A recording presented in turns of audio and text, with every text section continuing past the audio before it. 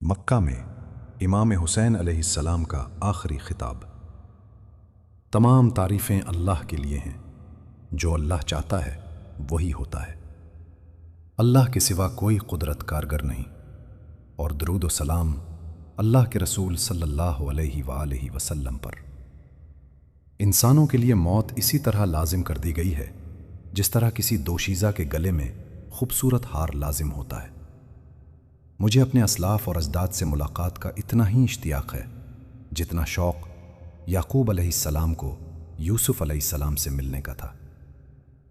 میری قتل گاہ معین ہو چکی ہے جہاں میں پہنچ کے رہوں گا۔ گویا میں اپنی آنکھوں سے دیکھ رہا ہوں کہ صحرا اور بیابان کے بھیڑیے سرزمین کربلا اور نواویس کے درمیان میرے جسم کے ٹکڑے ٹکڑے کر کے اپنے بھوکے پیٹ اور خالی تھیلے بھر رہے ہیں۔ خدا کے لکھے ہوئے فیصلے سے فرار ممکن نہیں۔ جس بات سے اللہ راضی ہوتا ہے، ہم اہل بیت علیہم السلام بھی اسی سے راضی ہوتے ہیں۔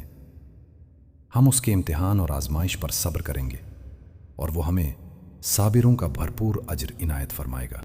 رسول خدا صلی اللہ علیہ وآلہ وسلم اور ان کے جگر گوشوں کے درمیان جدائی ممکن نہیں، بلکہ بہشت بری میں سب اکٹھے کیے جائیں گے، جنہیں دیکھ کر آن حضرت صلی اللہ علیہ وآلہ وسلم کی آنکھیں ٹھنڈی ہوں گی، اور آن حضرت ان سے کیے ہوئے وعدے کو پورا کریں گے۔